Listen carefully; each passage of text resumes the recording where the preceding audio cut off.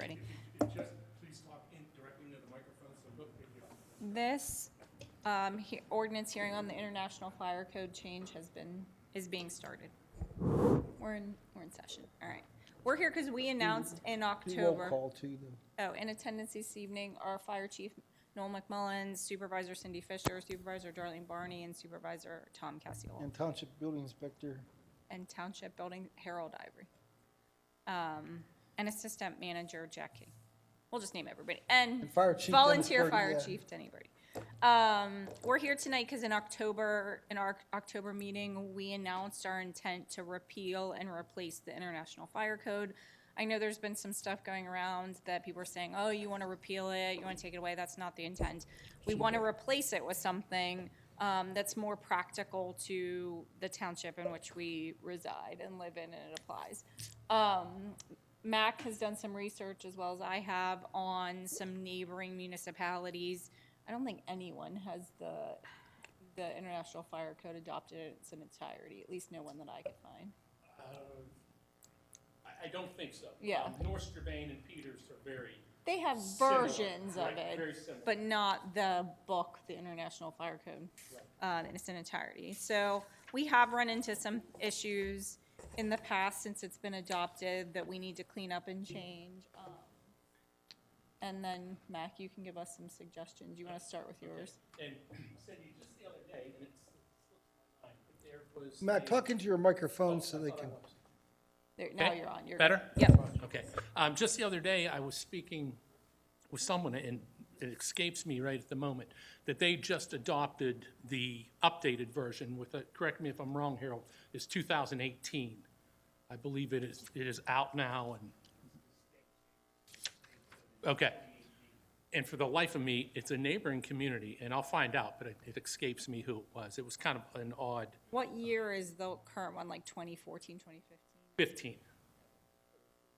Yeah, yeah. So one of the things that I've done is I met with Chief McLaughlin at Peters Township and got the version, I'll call it, of what they do, and I've printed some of it out. No matter which of us in this room are looking at the code, at least I feel it is any code, in my opinion, is very difficult to read because I'll read it and understand it this way, and Jack or Harold or Denny may read it and they look at it a totally different view. And so codes are difficult. Let me just preface what I'm about to say with that. So, yes, so Peters has a couple different things. They have a area where they have a fire marshal that enforces any code that they approve by their council. That person has some other duties as far as fire prevention and inspections. They're the liaison with the volunteer firefighters, and they coordinate activities and so on and so forth. But basically, the fire marshal is who oversees the code in Peters Township. In some areas of Peters' adopted code, they are actually more strict than the 2015 fire code. For example, a commercial sprinkled building. In the international code, it is 12,000 square feet. In Peters' code, it's 10,000 square feet. So there are some areas there where they're actually more strict or more stringent than what we have existing. My personal feelings, and I was just mentioning this to Cindy a little bit, is I understand there are some things, and I don't want to make it sound like we're just going to pick and choose necessarily. That's not what I mean. But there are some areas that I believe this Board of Supervisors, the public, should have a little more of a say-so in how our community is built, basically. If we feel there should be 5 exits in a housing plan, then we should be able to bring that, to a Board of Supervisors meeting. If we feel there should be 1, if we feel that a certain code doesn't work for us in our community, then I feel we should have the ability, the authority to bring that to the public, to a public meeting, and address it and have a back and forth You're conversation. talking about on a case-by-case basis? Positives and negatives, for sure, for sure. So do I have anything specific tonight to go, oh, the Peters Township Code, the Peters Township Code says this, this, and this, and I think we should do that. I personally am not prepared to do that tonight, but I think we should, whether it's the supervisors and myself or whoever we decide to involve, look at the code itself, see what see what works for us, and then bring it back with some suggestions. For example, one of the issues is communities that are under development and how many entrances and exits they have. I understand cul-de-sacs are an issue. What we don't want to do, and I think Harold will back me up on this, we don't want to start cutting out that smoke detectors are required and fire extinguishers. That's obviously not our purpose here. But I think we can take a common sense approach to All right, maybe doing Matt, what works for us. But it's a new concept, I think. How would we apply, and I don't disagree with having on a case-by-case basis because our topography is different everywhere. I'm not against a case-by-case basis, but how do you roll that into a code? Well, you would just say, you would set a standard, and then you could put a line, and this is what Mac and I were just talking about, that says, the Board of Supervisors, in conjunction with the fire chief, have the ability to, at a public meeting, by taking a public vote, I don't say alter, but we'd have to get Gretchen to word it, but overstep or oversee what's in the code. So to his point, if we see a plan and they're we meet the standard because we have 2 entrances and 2 exits, and we're like, well, that totally leaves this section over here. We want a third one over here.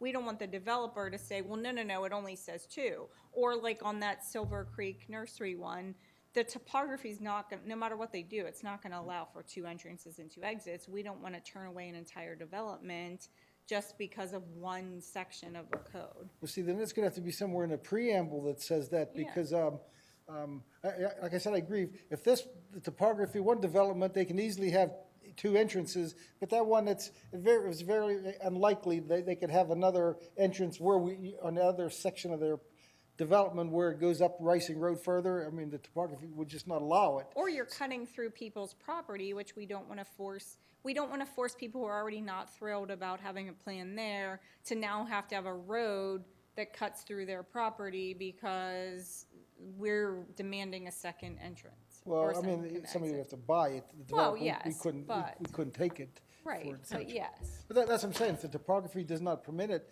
I'm in favor of allowing, one entrance. And Tom, I think one of the things that we could possibly put into this, and I don't want to put words into anyone's mouth, but in a certain situation, maybe it is a good idea, maybe not always, but a good idea to have a gated emergency entrance for emergency vehicles only, that is locked and secure, secured. I'm not saying we do that everywhere in lieu of this. It's just, that's something to consider. But my point was, though, that when we, in our Unified Development Ordinance, we say that specifically on a case-by-case basis, the supervisors can do this and this, because that's our rule, our ordinances, our little rules for our township. A code is different. I mean, normally they're black and white. And to say, to apply the same language, we can just wait, condition. I'm not saying we can't, but to me, that's completely different than saying that adopting a standard and a conditional approvals for. I disagree, though. I don't think it's different. The whole purpose of the code is to set a standard, but there has to be exceptions. And the problem with Right. the code that is adopted right now, and the whole reason we're here trying to repeal it, is there's no exception. Like, look at what happened when we But had for to a let reason, that. But look at what happened when we had to let that employee go. And I don't want to publicly share, but it turned into a big debacle when we had actual cause for removal. Then we had to jump through 57 hoops that we didn't even know were there because it was adopted as part of this international fire code. And if I can add something, Tom, I believe that the code is not necessarily black and white. I think it's pretty gray. It's all interpretation. I see, as I mentioned earlier, I see it one way, Harold may see it another, and Jack may see it another way. It's all how we interpret, the the wording. It's a lot of times it's very difficult to enforce or to not get out of a situation, but to defend yourself in a situation, for lack of a better term. Can I make a couple suggestions? I know you were mentioning the access roads and stuff, and that I can't really understand you. all this base. Wow. Maybe I don't need this. All the appendixes that you adopted, that's really not the code. That's your choice to adopt those appendixes, which that access road isn't is a appendix. Okay. The suggestion that you would make is when you do the ordinance, you would make it like a conditional use, or it has to go through the zoning hearing board to change that number, which is kind of what you're suggesting. Right. I agree with Harold. For example, I'm looking at it right now. I marked off a few sections, and it is Appendix D. So possibly what we could do is that, I'm just off the cuff here. The Cecil Township Board of Supervisors, in conjunction with the fire chief, have the authority to select or deselect, not select Appendix D, which relates to cul-de-sacs. Based on, you'd have to say, and we'd have to talk to Gretchen, but you'd have to say something like based on some sort of scenario, and I can't think of the wording off the top of my head, but like, we need, our township is so diverse depending on where you live. Like, if you're over in the South Point area, it's a totally different plan or area than if you're like where I am in on the McDonald side. So there really isn't one, we're not a Peters Township or North Urbane where I would feel comfortable adopting one standard code. And I'm not talking about fire hydrants and stuff like that, because that's pretty standard. But I'm talking about like building or future infrastructure, things like that, it could make total sense over on the South Point side and make absolutely no sense over on the McDonald Borough side. So we either need to have a way to alter that should we need to, or we need to just narrow the International Fire Code down to things that are black and white no matter where you are, and only do fire hydrants and smoke detectors and that kind of stuff, which I don't think anybody wants just that. Well, I had mentioned to Tom that the International Fire Code has 7 chapters that are exactly the same as the International Building Code, which is for new buildings. The fire code is for maintenance and upkeep. So they're almost, even when you go to like how people get out of the building, it's the same code. Mm-hmm. There's a lot of us that's the same. But on the back end, like I was saying about those appendixes, you got to be careful with those. Right? We learned that the hard way. Yeah. Because the other is black and white. This appendix says you can adopt this if you want. We haven't made a decision on whether you should use it. Right. So that's what we're sitting here doing right now. Right. Yeah. And when you read our vote to adopt it, we say that we're voting to adopt it in its entirety with the appendixes. And that's where, like, and I don't want to waste a ton of time tonight, but like maybe like you and Mac and anybody else, I can't do it. I mean, I looked through it and it's like reading a foreign language. But like could give us suggestions. Mac kind of understands the things that have come up and been issues for us in the past, but write something that makes more sense for our community. Do you agree? Like something that puts a standard, but gives us the flexibility should we need it. And we're not going to, I'm not going to abuse that. It's not going to become a power thing, but it's just going to be, say, like, okay, that rule applies in 95% of our township, but it really doesn't make sense in this situation. Or what I wanted to mention, though, I agree with Mac that it has to, some things have to be interpreted or can have different interpretation. But whoever our official is, that's the official interpretation. If somebody disagrees with it, there's a mechanism for them to appeal that interpretation. So there isn't a lot of interpretation. There's one. The governing body has one interpretation. Sure, you're shaking your head, no. Once he makes a decision, or like our zoning officer makes a decision, that's the interpretation, that's what our position is. They have a right to appeal it, to either zoning Yes. board, or to the magistrate, or eventually common pleas court. I agree with you from an outside perspective looking in, but I think what Mac's saying, correct me if I'm wrong, is there's grayness where he might say, well, I'm not sure. That could go one way or it could go another way, and he needs the ability to have a conversation with us. He can, you have to take a position. If it's something that the developer or the applicant needs an answer on, you have to take a position. It can't be, I'm not sure. You have to take your position, and then that's our position. So that's what I'm saying, in a code, to have built-in unknown applications. Have you read that?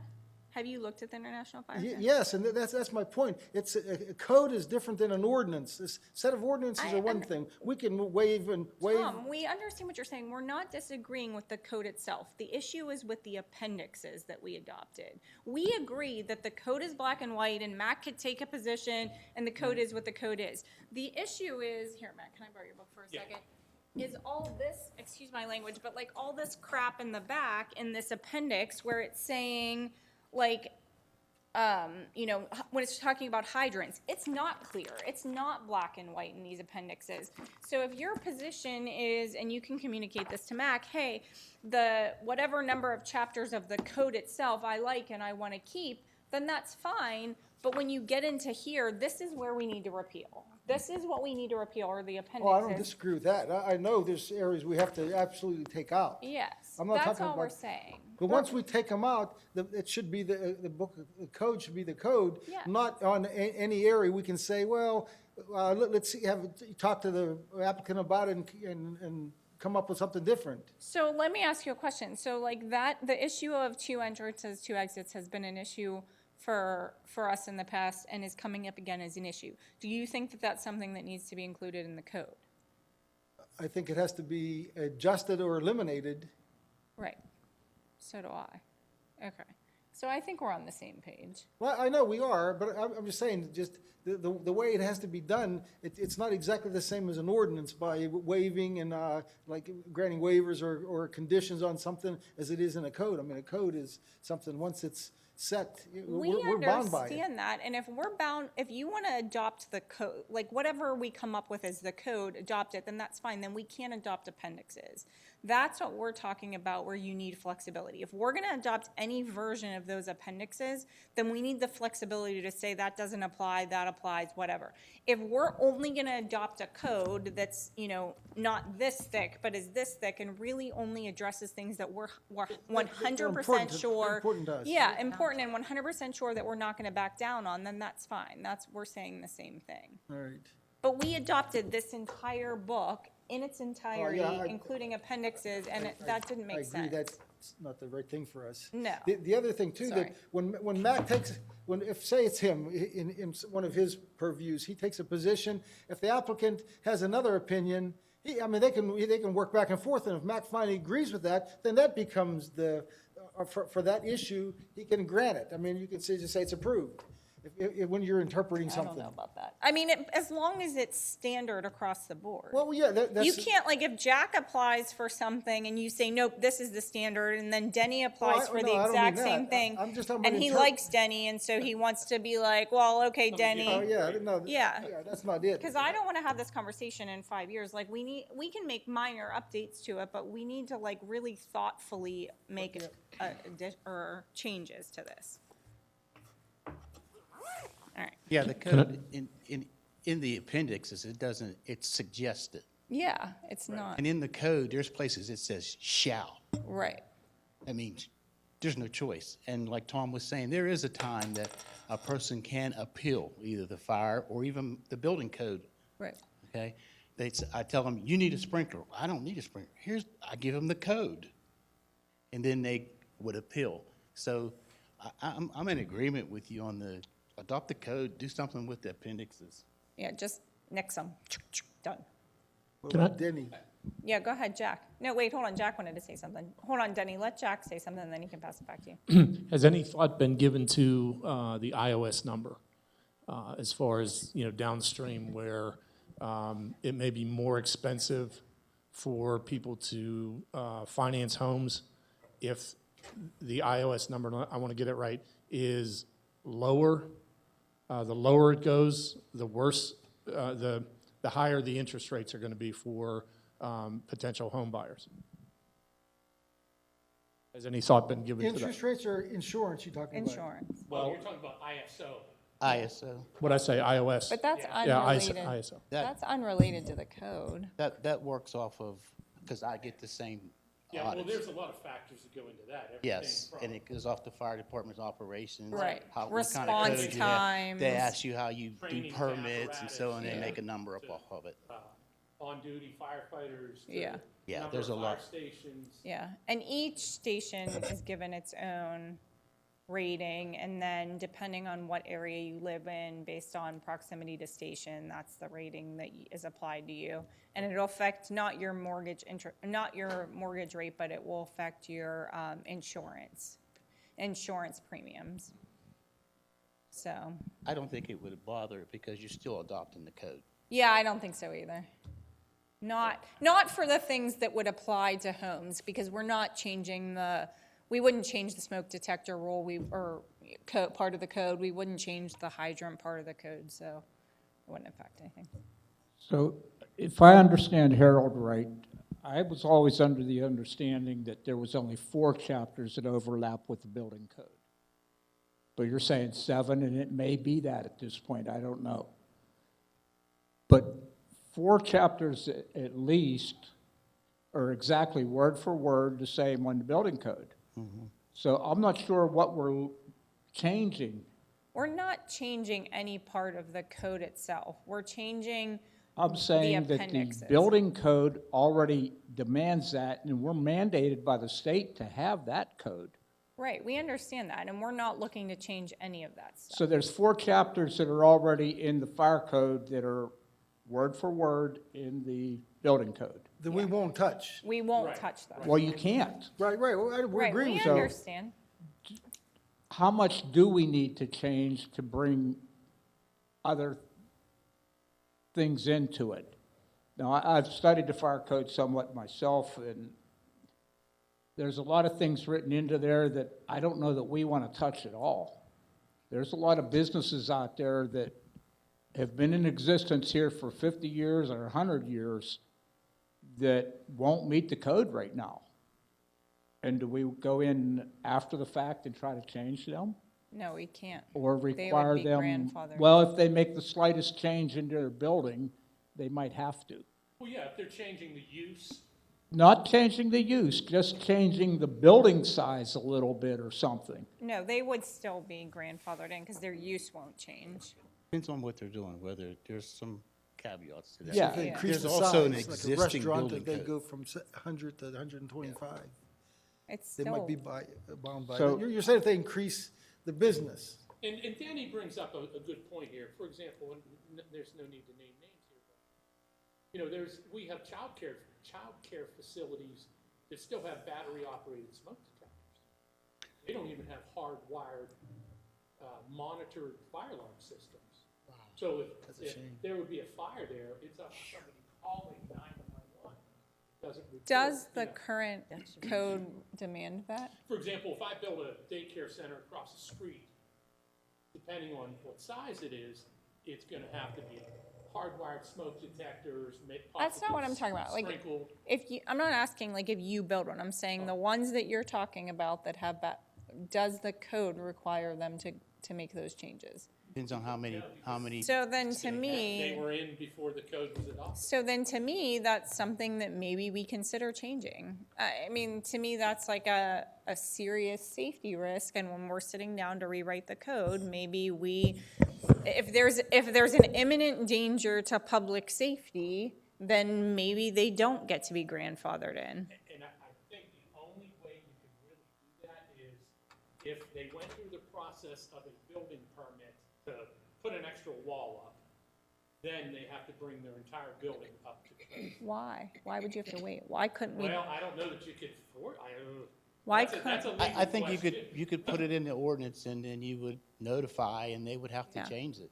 I mean, we could send a notification out just to I'm not saying to everyone, but I'm saying like in that situation, we know that's an issue. We could set it up where we're saying, we're sending a notification to every childcare center in the township that we're requiring hardwired smoke detectors, and you have, I don't know, 90 days, 180 days to comply. We will come back and check, and if you don't, then you'll be cited. I mean, to me, if that's a legitimate concern, then that's something that we write into the code.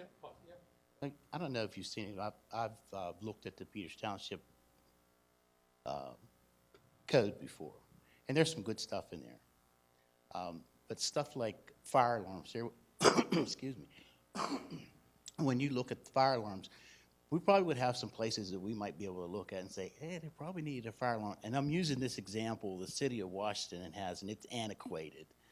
They have a game well system that if you put a little pizza shop in, you have to have that game well system. What it does is call the fire department. Now, it's antiquated because the code allows you to put remote stuff in, but here, where you have some places, you may want that to be monitored, especially like some of the places you have at South Point that may not even need a fire alarm because the criteria on a fire alarm is pretty high. This is just some suggestions. I mean, we could. Definitely. Yeah, it's high. The fire codes in some places, like, I look at it and I go, oh, they don't need that. In Yeah. 2021, North Strabane Fire Department did 2,000 calls. Peters Township did about 1,800. The majority of those calls are responding to alarms. You know, do I have the percentage of what alarms were an actual problem? I don't. But it's definitely, and I'm not saying this is good or bad. The fact is, it's going to increase the demand on the fire department. It's true. It's going to increase responses. Which we already have that problem And of that's false happening anyways. alarms, yeah. I And don't I know. agree with Cindy and Harold that on a specific case, we could force it even to somebody without allowing them to be grandfathered in. I think something like that where it's kids that are captive and Yep. that they're, in a sense, they're helpless, that we could just arbitrarily or force them to update the alarm systems on a case-by-case basis like that. And we could even make it something like assisted living, nursing home, childcare facility, people where they would need assistance to, Life hazard. yeah, in order to leave a building. Like in a building like this, most of the people that are in here, we could leave on our own should there be an emergency, but you have a room full of 6-month-olds, they're not getting up and walking out the door if there's a fire alarm. So I'm okay with taking a hard stand on some of that stuff and saying, hey, this is like imminent risk of public, of harm should there be an emergency or a fire. So and that can be something that we can write into the new code. Yeah, and I believe that we're headed in the right direction. It's a lot of work, figuring Sorry. out what's going to work for our community. So here's what I'm going to say, because in the past, we've been terrible about this. We've kind of let stuff drag on and on. Our intent is to have a code that is votable a word, that we can vote on in July. So if you read through the code and you want to make suggestions to Mac on changes, and I'll have Dawn send this out to our board too, you need to get them to him by, we'll say June 15th, or is that too late, or June 1st? We'll say June 1st to give you time to write it in and research it and whatever. You need to get him changes. So don't, and Denny, that's for you guys in the fire department too, and I'll have Dawn send a message to the other, or you can send a message to the other volunteer fire chiefs that this came from me, at the board. They have till June 1st to make suggestions. If you don't, forever hold your peace. You can't come back and complain 9 months from now and say, I didn't get the opportunity to make suggestions. We're not saying everything that's suggested is going to be included. We'll leave that to your discretion, Mac. But we're setting a deadline so that we can move this forward. I don't want this to turn into something that's forever hanging over our heads. Are you okay with that? Darlene, are you okay with that? You think June 1st is reasonable? I mean, it's April 25th, so that's a little over a month to read through, make suggested changes, and then it gives him a month to incorporate those and work with Gretchen to make it into something reasonable. And then it'll be voted on in July. Okay. Any other questions, comments? I would say if you send something to and Mac doesn't respond, I would copy at least Dawn on those changes. If Mac doesn't respond, he may not have got, our email system sometimes sucks. So follow up. Just make sure that he got it, that he saw it, and that it's being included. We'll find the ones we want to take out. All right. Meeting adjourned. You can drop it off. Is that some suggestions you have already? What's this? This is yours. Yeah. We're not.